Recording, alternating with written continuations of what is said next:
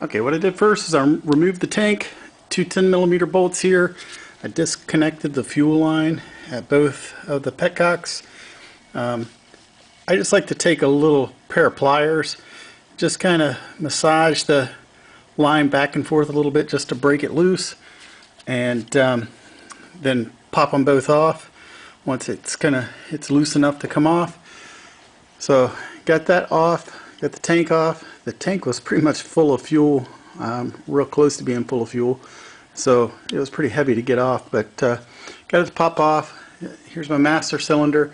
I am going to flush that and change that fluid. The fluid in it's very dark, so I know it hasn't been done in a long time, but I'll do that a little bit later before I put the tank back on.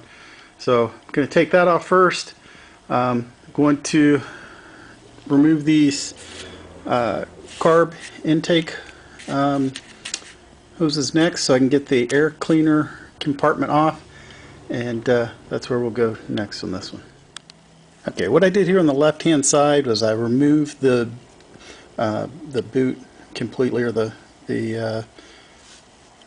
intake hose, and I removed this left side here that holds the choke cable and everything on it.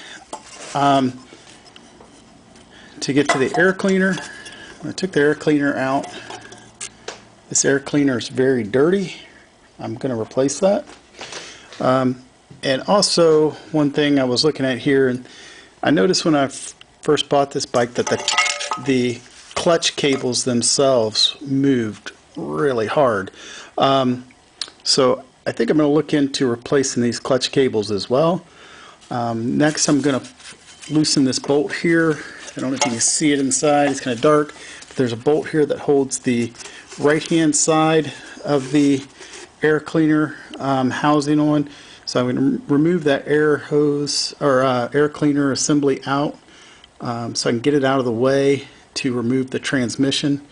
Let me see, right, that'll give you a better view in there. And I notice also there's another small hose over here. See if I can get this positioned where you can see it.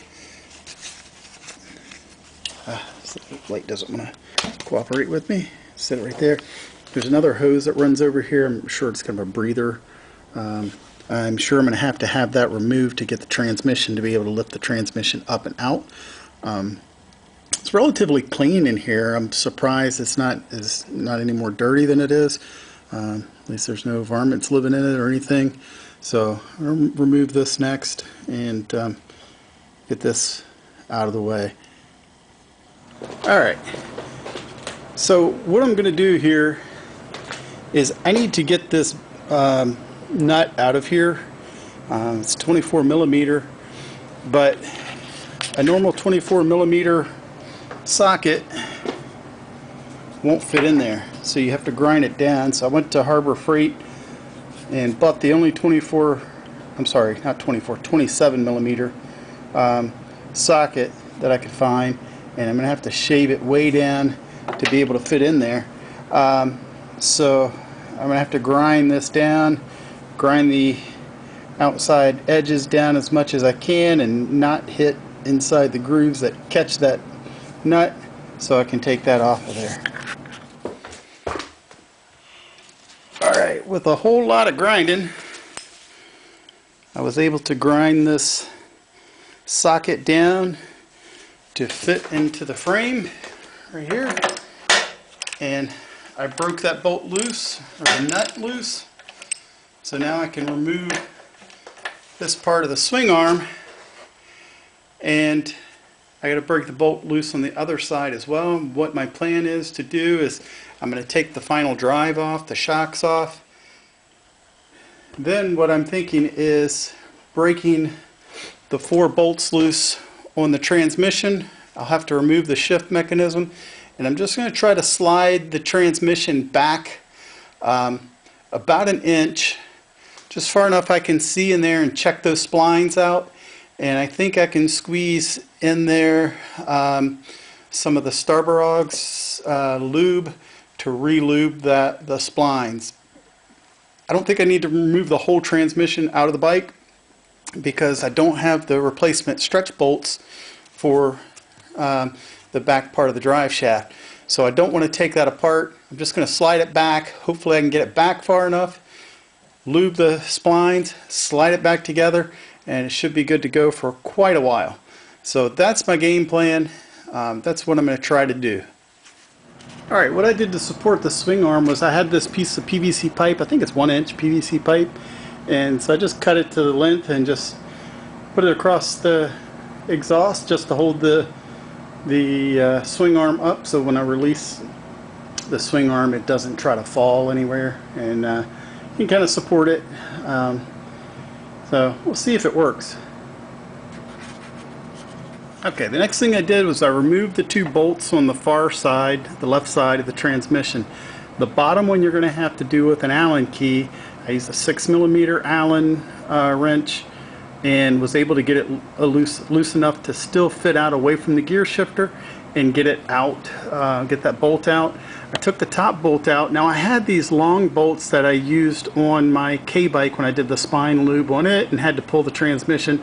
I ran 2 bolts in up here at the top so the transmission could slide on it, so it would line everything up.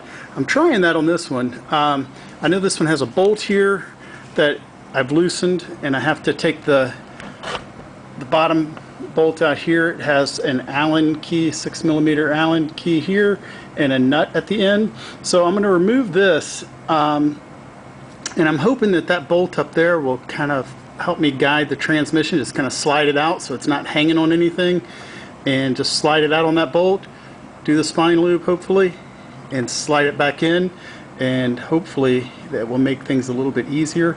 I don't know if my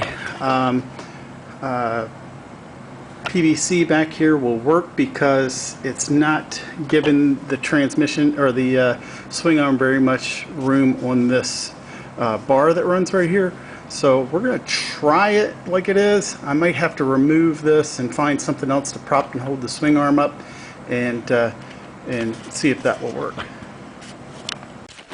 Alright, I think it worked. So far I've got the transmission back probably about an inch, inch and a half. I think I can fit a toothbrush in there with some Starbursts paste on it and just work it around on those splines. The splines look really good. There is some lubrication in there. I know you really can't see because this camera angle and the lighting, but so I'm just gonna spread a light coating. You don't want to use too much. You don't want that flinging out and getting onto the clutch. So I'm just going to use a light amount, just kind of work it around in there. I think I'm going to spray some brake cleaner in there first and kind of clean that out.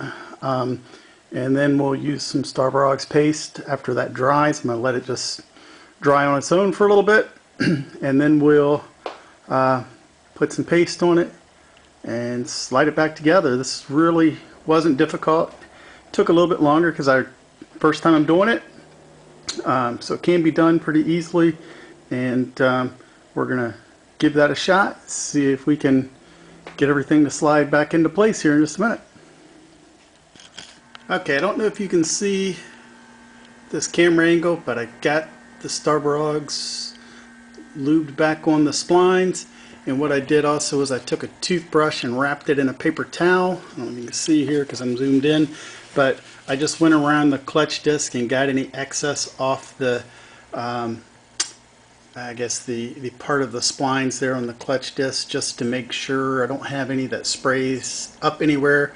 Like I said, you don't have to put a whole lot on there, just enough to try to get in the little grooves there so it gives it some lubrication. So now I'm going to slide it back in and try to bolt everything back up. Okay, I'm going to try to do this with the camera on. Hopefully I'm not totally in the way, but first thing I'm going to do is try to slide it back on, and I'm going to try to get the nut back on the top part of the transmission there. So see if I can do it without being totally in the way.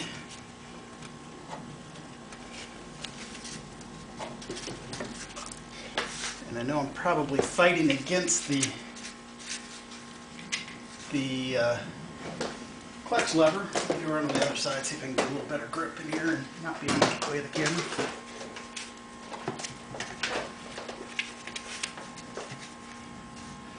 Alright, slid back in there. I'm going to go ahead and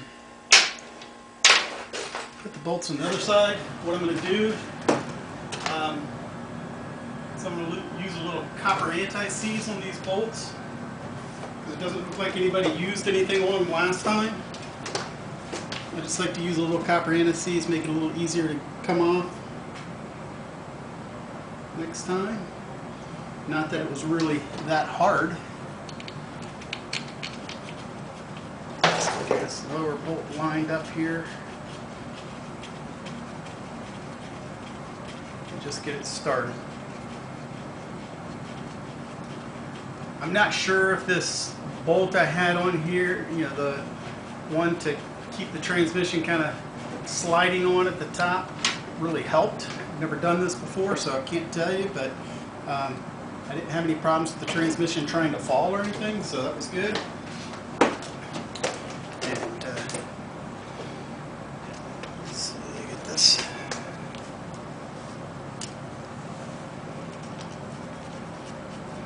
And I did put a jack stand underneath the transmission also to just kind of hold it up there and hold it in place.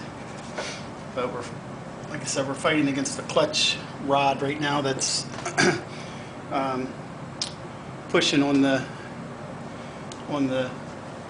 plate as well.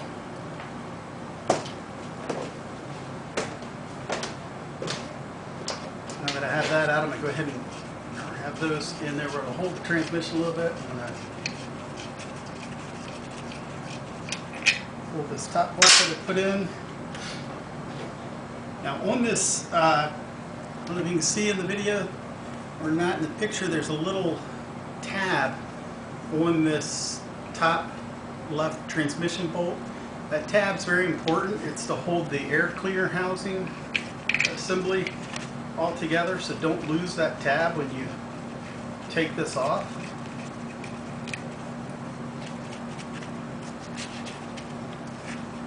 That tab goes straight up. Let's see. And of course I took the 6mm socket off.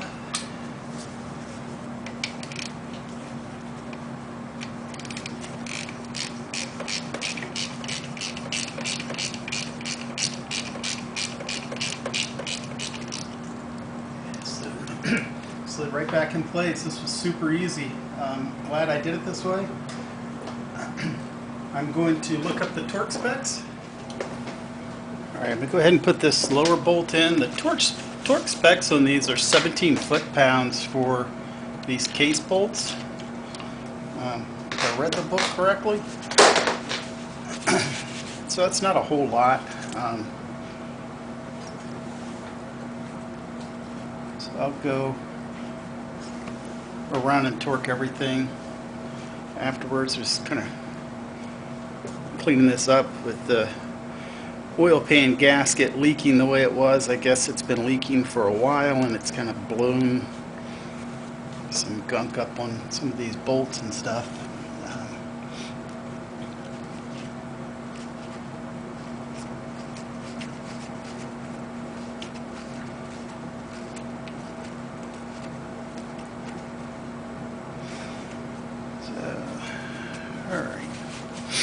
So I'm going to tighten these bolts down, torque them all. This one here you have to leave loose until you get the air cleaner housing on, and then you tighten that one down around the air cleaner housing.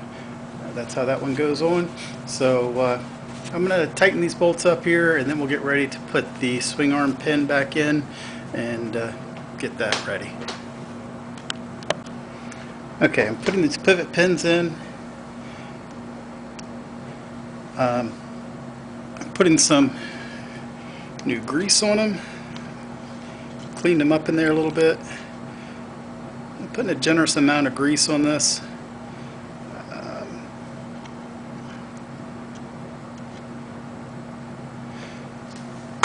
And then these pins get torqued down to 15 foot-pounds. And then the nut on the outside, that gets torqued down to 80 foot-pounds. Which once I get this in, I'm going to clean this outside off. I'm going to mark the mark the pin itself, and to make sure it doesn't rotate while we're torquing it, because it's going to be rather difficult to torque that outside bolt without turning that pin. So we're going to just get this started here till it gets snugged up, and then we're going to torque it down. Alright, I know that's not 15 foot-pounds, so torque wrench out.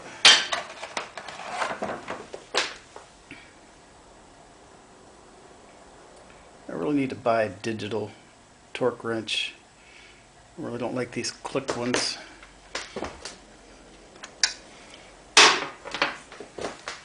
And I don't like using an extension if I don't have to.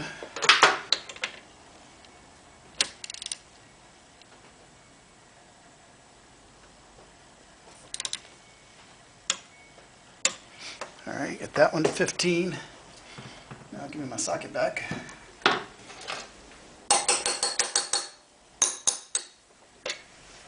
And I'm going to do the same to the other side.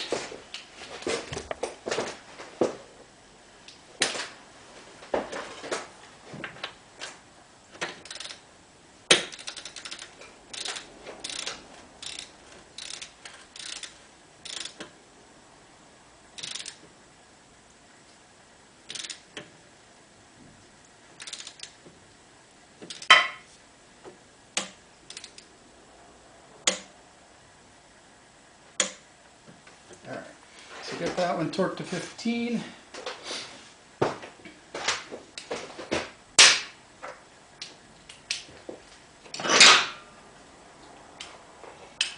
Now what I'm going to do, I'm just going to snug up these block bolts with this handy dandy made wrench. And get all the grease off. Or I should say handy dandy made socket, not wrench. I don't know if I'm going to be able to torque this thing without getting in the way of the camera. I'll try.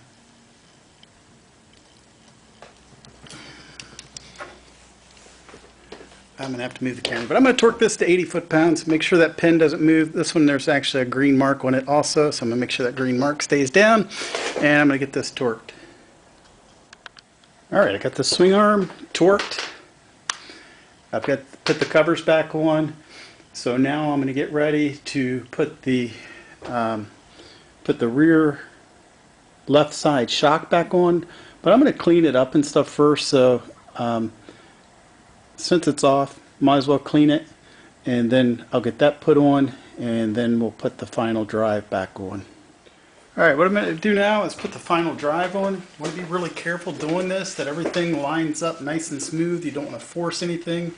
So we're going to do this real easy. I am going to put some anti-seize on these bolts, because these things are pretty tough to get off. So I'm just going to put a little bit on each of these before putting it on there. It's the only problem about anti-seize, it comes out in clumps, especially when it's cold. So we're just going to put a little bit on these bolts just to give this some lubrication and keep it from getting all corroded up any worse. So next time, hopefully it comes off a lot easier. Alright. So now, let me get all this stuff off my hands. I got this cleaned up a little bit. I didn't clean the shock yet. I'm going to do that once I get it on the bike. But let's see if we can get it lined up in here.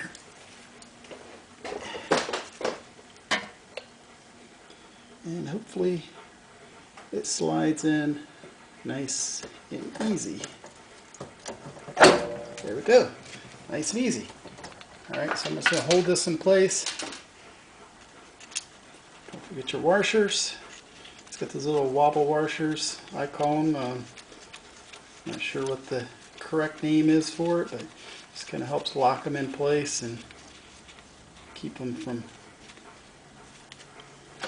keeps a little tension on it, I guess. Oops.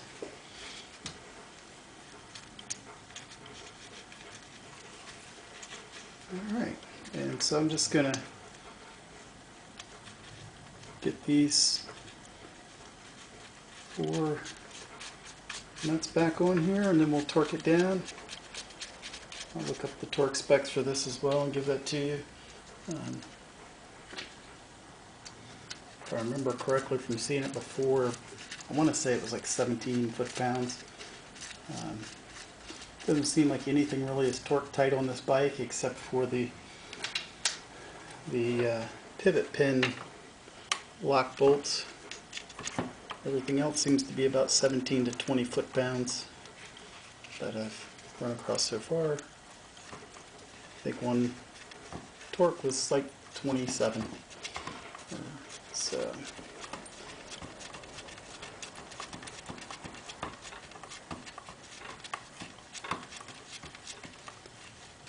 alright, so we got those in just finger tight right now just to hold it in place.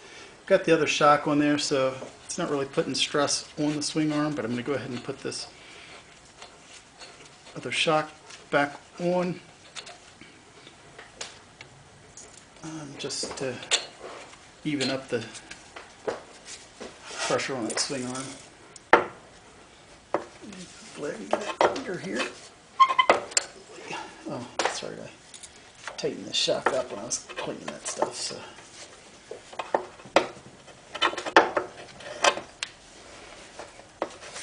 Alright, I'm going to have to loosen the other shock up. I'm going to have to move the camera out of the way just to get this shock to work its way back up under here.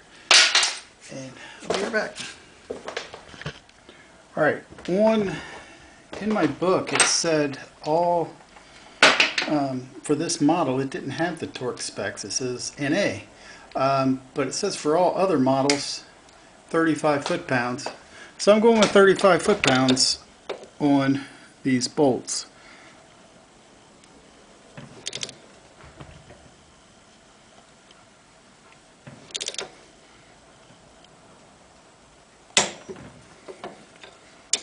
I'm having to use an extension. I can't get my torque wrench to clear that swing arm without an extension on it.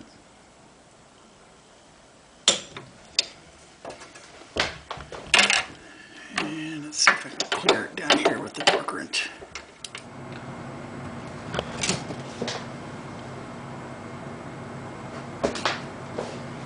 Alright, so according to the book it takes 150 cc's, which is 50 milliliters. So you pour it real slow. Just using a little cap as a funnel to get it in there. It's very cold out, so this oil is very thick.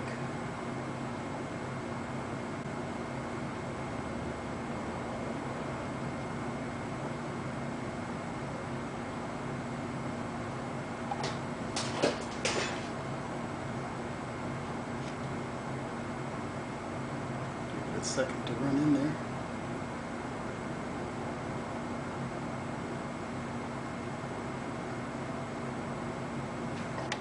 Okay, now I'm going to fill the final drive up. It takes 250 milliliters for the final drive. I'm not going to record that because this fluid is so cold and it's just going to take some time to run in. So 250 milliliters in the final drive.